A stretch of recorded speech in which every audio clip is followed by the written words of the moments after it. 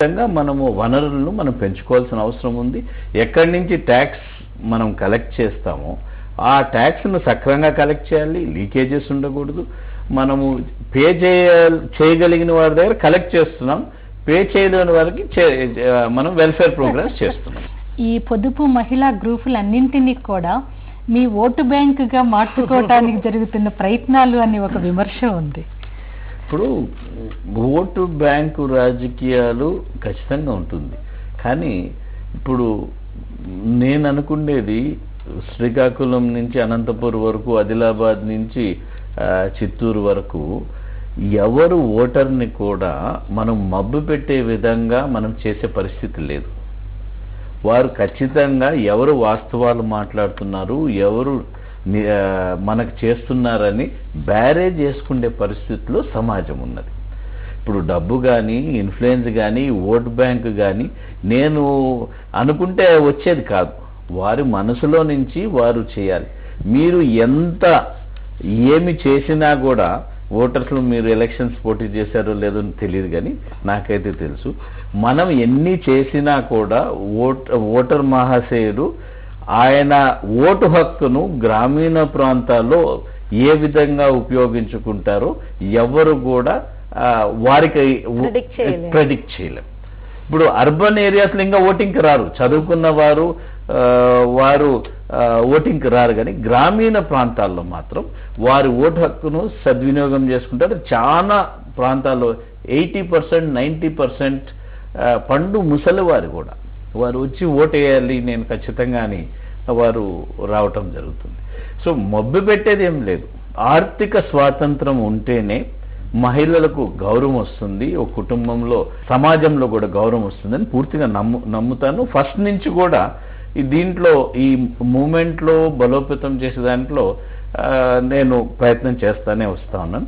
వాస్తవం ఏది, ఇప్పుడు రాజకీయాల్లో ఉన్నప్పుడు గెలిచల్లా ఎలక్షను, పార్టీ గెలిచల్లా, ప్రభుత్వం గెలిచల్లా అనేది అది వన్ పాయింట్ ఖచ్చితంగా ఉంటుంది, కానీ మబ్బు పెట్టి ఎవరు ఎలక్షన్స్ గెలిచలేరు. అంతే కదా, ఏదైనా మీటింగ్ సమావేశం జరిగితే కూడా అక్కడికి ఎస్హెచ్జి గ్రూపుల వాళ్ళని ఎక్కువ మంది మొబిలైజ్ చేసి తీసుకొస్తారు అన్నటువంటి. అంటే ఇప్పుడు వారికి ఇస్తున్న బెనిఫిట్స్ వారు తీసుకునే దానికి వస్తున్నారు తప్ప వేరే మీటింగ్స్కి అంత ఉండదు. ఇప్పుడు మీటింగ్స్కి కానీ వీటికి కానీ వారు బెనిఫిట్స్, వారికి ఇస్తున్న బ్యాంక్ లింకేజెస్, ఇన్సూరెన్స్ లేకపోతే ఈ సదస్సులన్నీ కూడా మనము ప్రతి మండలంలో పెట్టాం. ప్రతి మండలంలో లబ్ధిదారులు 2000, 3000 మంది మహిళలకు వడ్డీ వస్తూ ఉంది. ఇప్పుడు బ్యాంకు మొదలు పెడుతున్నారు, వారికి శ్రీ శక్తి భవన్ బిల్డింగ్స్ మొదలు పెడుతున్నారు, కాబట్టి వాళ్ళు మీటింగ్స్కి వస్తున్నారు. ముఖ్యమంత్రి గారు, చివరిగా మహిళలకు రాష్ట్ర ప్రభుత్వం తరపున మీరు ఎలాంటి భరోసా ఇస్తారు?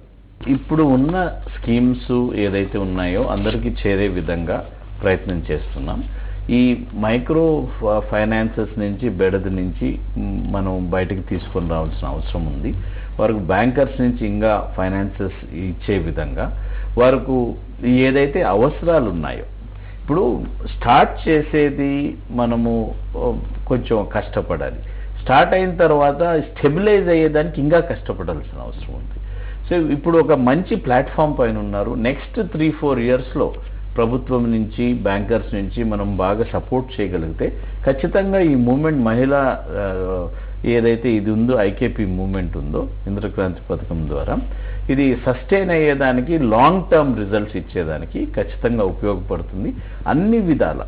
ఇప్పుడు ఓవరాల్ డెవలప్మెంట్ మనకు వచ్చేదానికి ఆస్కారం ఉంది. ఒక పక్క చదువు ఇంప్రూవ్ అవుతూ ఉంది గ్రామీణ ప్రాంతాల్లో, ప్రత్యేకంగా స్త్రీలకు సంబంధించి, పిల్లలకు సంబంధించి చదువు ఇంప్రూవ్ అవుతుంది, హెల్త్ ఇంప్రూవ్ అవుతుంది. ఓ పక్క న్యూట్రిషన్ ఇంప్రూవ్ చేస్తున్నాం, ఇంకో పక్క వారికి ఆర్థిక పరిస్థితి ఇంప్రూవ్ చేస్తున్నాం. ఉన్న భూమిని సక్రంగా ఏ విధంగా వాడుకోవాలి, సక్రంగా వాటిని ఆర్గానిక్ ఫార్మింగ్ ఏ విధంగా చేసుకోవాలి ఇంప్రూవ్ చేస్తున్నాం. సో ఓవరాల్ డెవలప్మెంట్ అయ్యేదానికి ఆస్కారం ఉంటుంది. ప్రభుత్వం నుంచి ఎటువంటి సహాయం వీలుంటుందో అదంతా కూడా ఇవ్వటం జరుగుతుంది. థ్యాంక్ యూ వెరీ మచ్ అండి ముఖ్యమంత్రి గారు, మీ విలువైన సమయాన్ని మాకు కేటాయించినందుకు. అలాగే పద్మ గారు, శ్రీదేవి గారు, థ్యాంక్ యూ వెరీ మచ్ అండి చర్చలో పాల్గొన్నందుకు. రాష్ట్ర ప్రభుత్వం మహిళలకు ఆర్థిక స్వాతంత్రం కల్పించే లక్ష్యంతో పనిచేస్తుందని ముఖ్యమంత్రి కిరణ్ కుమార్ రెడ్డి చెప్తున్నారు. ఇది ఈ రోజు మన ముఖ్యమంత్రి కార్యక్రమం. మరో టాపిక్తో మళ్ళీ కలుద్దాం. చూస్తూనే ఉండండి TV9.